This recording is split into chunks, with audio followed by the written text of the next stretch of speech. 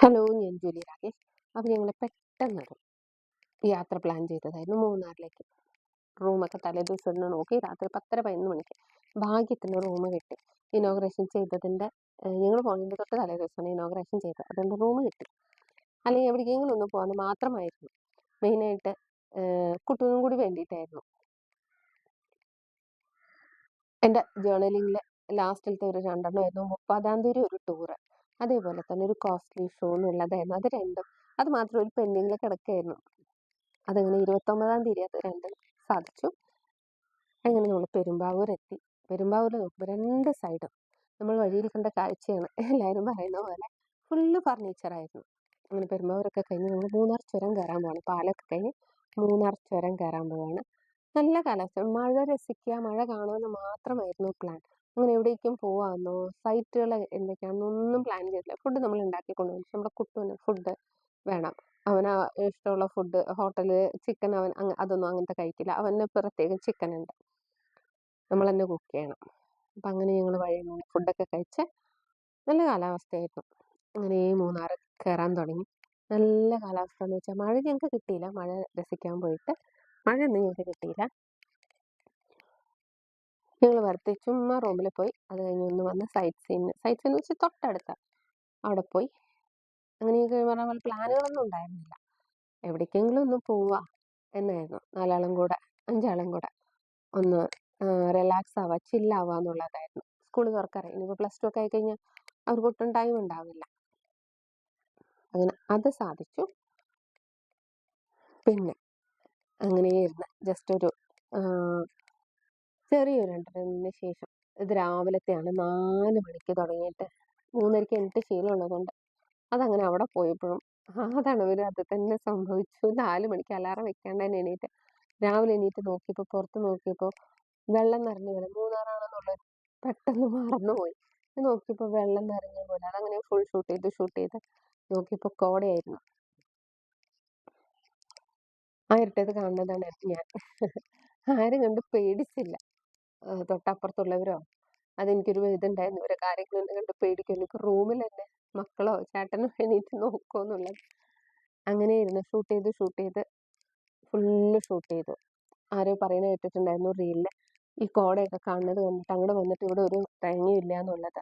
ശരിക്കും കോടയുണ്ട്. അതിരാവിലെ കാണണം. മീശപ്പൂമല എന്ന് പറയുന്ന സ്ഥലത്താണ് കോട ഇറങ്ങുന്നത്. ഇത് ആകാശവും ഭൂമിയും ഒന്നാകുന്ന ഒരു കാഴ്ച. മഞ്ഞും അതിമനോഹരമാണ്. ആ മീശപ്പൂമലയുടെ തൊട്ടടുത്താണ് റൂം ഉണ്ടായിരുന്നത്. ഞങ്ങൾക്ക് അങ്ങോട്ട് പോകേണ്ടി വന്നില്ല. പിന്നെ ട്രക്കിംഗ് പ്ലാൻ ഉണ്ടായിരുന്നു. നമ്മളെപ്പോഴത്തേക്ക് ഞങ്ങൾക്ക് പ്ലാൻ ഉണ്ടായിരുന്നില്ല. പക്ഷെ ട്രിപ്പ് അടിപൊളിയായിരുന്നു. ഈ കോട ഫുള്ള് റൂം ഇങ്ങനെ നിറഞ്ഞു വന്നു. ഓരോ മൊമെന്റും ഷൂട്ട് ചെയ്ത് മൊത്തം സ്ഥലം, ആ മൊത്തം മലകള് പതിയെ നിറയുന്നുണ്ടായിരുന്നു. ഇങ്ങനെ പൊങ്ങി ഫുള്ള് നിറയും. അവിടുന്ന് പിന്നെ അതങ്ങനെ റൂമിലേക്ക് വന്നു തുടങ്ങി. ഞങ്ങൾ അവിടെയുള്ള കോട്ടേജിലെ ബാക്കിയുള്ളവരൊക്കെ അതിരാവിലെ തന്നെ ഞാനിത് ഷൂട്ട് ചെയ്തുകൊണ്ടിരിക്കുമ്പോൾ ജീപ്പിൽ അവരൊക്കെ പോകുന്നുണ്ടായിരുന്നു. അവരൊക്കെ രാത്രി വന്നവരാ, പാതിരാത്രി വന്നതാ. അവരൊക്കെ രാവിലെ എണീറ്റിട്ട് അവിടുന്ന് ട്രക്കിങ്ങിന് പോകണം. അവിടെ നിന്നാണ് സ്റ്റാർട്ട് ചെയ്യുന്നത്. എല്ലായിടത്തേക്കും ട്രക്കിംഗ് സ്റ്റാർട്ട് ചെയ്യുന്നത് അവിടെ നിന്നാണ്. അവരെന്നെ നേരെ മീശപ്പൂമലയിലേക്ക് കൊണ്ടുപോകും. ഇനി ഞങ്ങൾ മീശപ്പൂമല കാണാൻ ഇനി ഒരിക്കൽ പോകുന്നുണ്ട്. നല്ല രസമായിരുന്നു. രാവിലെ എണീറ്റ് അതിരാവിലെ കോടമഞ്ഞിലൊക്കെ ഇരുന്ന് മെഡിറ്റേഷൻ ഒക്കെ ചെയ്തപ്പോൾ എനിക്ക് ഏറ്റവും ഭയങ്കര ഇഷ്ടമായത് അതും കൂടി ഒന്നായിരുന്നു. നല്ല രസം. അവനും ശരിക്കും രസിച്ചു. ഭയങ്കര തണവായിരുന്നു. അവിടുത്തെ ഗ്ലാസ്സുകളും എല്ലാം ഫോഗ് വന്ന് മൂടി. ഫുള്ള് കോടയായിരുന്നു. കോട എന്ന് വെച്ചാൽ എന്താ പറയാ, വാക്കുകളില്ല. ഇത് ഫുള്ള് റൂമിലേക്ക് ഇങ്ങനെ കയറി വന്നു. ഭയങ്കര തണവായി. ഹീറ്ററൊക്കെ ഉണ്ടായിരുന്നു. പക്ഷെ അതിങ്ങനെ താഴത്തേക്ക് വരുമ്പോഴേക്ക് വെള്ളമൊന്നും മിക്സ് ചെയ്യേണ്ട കാര്യമില്ല, അത്രയ്ക്ക് തണവായിരുന്നു. നല്ല രസമായിരുന്നു. അടുത്ത് എപ്പോഴും താമസിക്കുകയാണെങ്കിൽ മീശപ്പൂമല അതിൻ്റെ അടുത്തുള്ള കോട്ടേജസ് നോക്കുക. അപ്പം നമുക്ക് ഈ പറയുന്ന പോലെ കോട നമുക്ക് നേരിട്ട് എൻജോയ് ചെയ്യാൻ പറ്റും. ബാൽക്കണി എടുക്കുക. ഈ ഹോട്ടൽ ഒരു എന്താ പറയുക, ഗൂഗിൾ മാപ്പിലൊന്നും അത്ര ഇതായാലും പേര് പറയുന്നില്ല, സത്യം പറഞ്ഞ പേര് അറിയില്ല, അതും കൂടിയാണ്.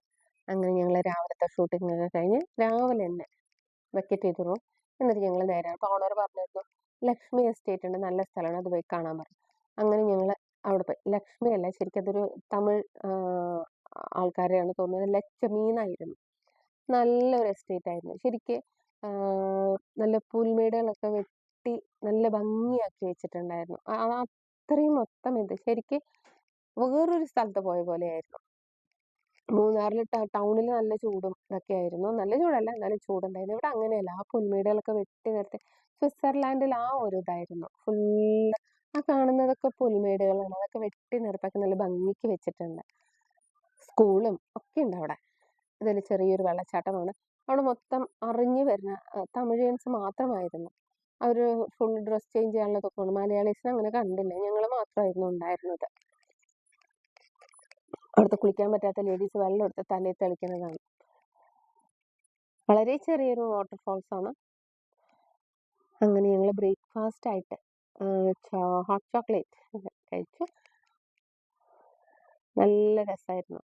ഫുള്ളായിട്ട് ആ പുൽത്തകിടുകൾക്ക് ഇറങ്ങി ഓടി കളിച്ചാലോ എന്നുണ്ടായിരുന്നു. പക്ഷെ പോകാൻ പറ്റില്ല, ഫെൻസിങ് കെട്ടി വെച്ചിട്ടുണ്ട്, ഗേറ്റ് ഉണ്ട്, എല്ലാവിടെയും ഗേറ്റ് ഉണ്ട്. ഇതിൽ സ്കൂളും എല്ലാം ഉണ്ട്. ഫുഡ് അങ്ങനത്തെ യാതൊന്നുമില്ല, ഒന്നോ രണ്ടെണ്ണോ മാത്രം വളരെ അകലെ. അങ്ങനെ ഒരു എന്താ പറയുക, ട്രാൻസ്പോർട്ടേഷൻസ് ഒന്നും കണ്ടില്ല. വണ്ടികൾ അങ്ങനെയൊന്നും അത്ര ഒരു ഇതുമില്ല, ഏറ്റവും അറിയാത്ത. പക്ഷെ ഞങ്ങൾ അതാ അവർ പറഞ്ഞതുകൊണ്ട് തന്നെ ഞങ്ങൾക്ക് ടൗണിലേക്ക് പെട്ടെന്ന് എത്താൻ പറ്റും. വളരെ ഇറക്കമുള്ള റോഡുകളായിരുന്നു എല്ലാം. ഒരു വണ്ടി ഓപ്പോസിറ്റ് വന്നു കഴിഞ്ഞാൽ നമുക്ക് ഭയങ്കര ഒരു ബുദ്ധിമുട്ടാണ്. ഇത് ഇറങ്ങി തുടങ്ങിയിട്ടില്ല, അതിന് മുന്നുള്ളതാണ്. കുത്തനെയുള്ള ഇറക്കങ്ങളായിരുന്നു. അങ്ങനെ ആ ഒരു ട്രിപ്പ് നല്ല രീതിക്ക് അവസാനിച്ചു. ഭയങ്കര ഒരു സംതൃപ്തമായ ഒരു ട്രിപ്പായിരുന്നു.